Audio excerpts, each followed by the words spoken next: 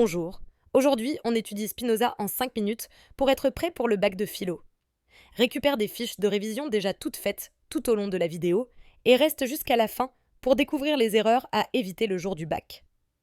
Baruch Spinoza est un philosophe hollandais d'origine portugaise du XVIIe siècle, né en 1632 et mort en 1677. Chez Spinoza, plusieurs grands thèmes rejoignent directement votre programme de terminale. La liberté, avec sa critique du libre arbitre, et sa conception du déterminisme universel, le bonheur qu'il conçoit comme une béatitude obtenue par la connaissance rationnelle, la religion avec sa critique des superstitions et sa conception rationnelle de Dieu, et enfin les passions qu'il faut comprendre et maîtriser par la raison. Parmi ses œuvres les plus connues, on trouve l'Éthique, publiée en 1677, qui présente son système philosophique complet, exposé selon la méthode géométrique, et qui traite de Dieu, de l'homme et de la liberté. Le traité théologico-politique de 1670, où il critique la religion révélée et défend la liberté de penser dans l'État. Et enfin le traité de la réforme de l'entendement, resté inachevé, dans lequel il développe sa méthode pour parvenir à la vraie connaissance et au bonheur. La première idée fondamentale de Spinoza, c'est le déterminisme universel. Spinoza affirme que tout dans la nature obéit à des lois nécessaires. Dans la nature, il n'y a rien de contingent, mais tout est déterminé par la nécessité de la nature divine à exister et à opérer d'une certaine façon. L'homme n'échappe pas à cette règle, et le libre arbitre n'est qu'une illusion due à notre ignorance des causes qui nous déterminent. Nous croyons être libres parce que nous avons conscience de nos désirs, mais ignorons les causes qui les produisent. Dans vos dissertations, cette thèse est essentielle dans un sujet sur la liberté. Par exemple, sommes-nous libres ou déterminés ? Un exemple concret. Quand on choisit spontanément un plat au restaurant, ce choix résulte en réalité de multiples causes. Éducation, goût formé par l'expérience, état physiologique dont on n'a pas conscience. Deuxième grande thèse de Spinoza. La vraie liberté par la connaissance rationnelle. Pour Spinoza, la liberté véritable ne consiste pas à faire ce que l'on veut, mais à comprendre la nécessité qui nous gouverne.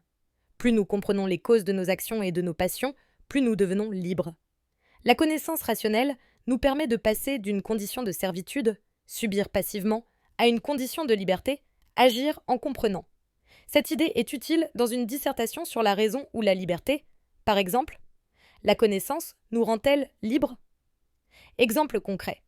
Comprendre les mécanismes psychologiques de la colère, stress, fatigue, frustration permet de mieux la maîtriser plutôt que d'être dominé par elle. Troisième idée importante. L'homme comme partie de la nature. Spinoza refuse de considérer l'homme comme un empire dans un empire. L'être humain fait partie intégrante de la nature et suit les mêmes lois que tous les autres êtres. Il n'y a pas de finalité particulière dans la nature, pas de bien et de mal absolu, mais seulement des rapports de force et des nécessités naturelles. Cette thèse est pertinente dans un sujet sur la nature, la culture ou la morale, par exemple. L'homme peut-il échapper à sa condition naturelle ? Exemple quotidien. Nos comportements en société, compétition, coopération, jalousie, s'expliquent par les mêmes logiques que celles observées dans le règne animal, même si elles prennent des formes plus complexes. Enfin, la quatrième idée. Le bonheur par la connaissance intuitive de Dieu. Spinoza identifie Dieu à la nature, de sive natura. Le bonheur suprême, qu'il appelle béatitude, consiste en une connaissance intuitive et rationnelle de cette totalité. Cette connaissance procure une joie parfaite, car elle nous fait comprendre notre place dans l'ordre éternel de la nature et nous libère des passions tristes. Tristesse, haine, crainte. Cette thèse est utile dans un sujet sur le bonheur ou la religion, par exemple. Le bonheur consiste-t-il dans la satisfaction de tous nos désirs ? Exemple concret. Contempler un paysage ou comprendre une loi scientifique peut procurer une satisfaction profonde qui ne dépend d'aucun objet particulier à posséder, mais de notre capacité à saisir l'harmonie du réel. Pour conclure, attention aux pièges à éviter avec Spinoza. D'abord, ne confondez pas le déterminisme de Spinoza avec un fatalisme résigné. Comprendre la nécessité est précisément ce qui nous rend plus libres et plus heureux. Ensuite, n'assimilez pas son panthéisme à un athéisme. Spinoza ne nie pas Dieu, mais le conçoit rationnellement comme la nature elle-même. Enfin, ne croyez pas que Spinoza prône l'indifférence morale. Il distingue ce qui augmente ou diminue notre puissance d'agir.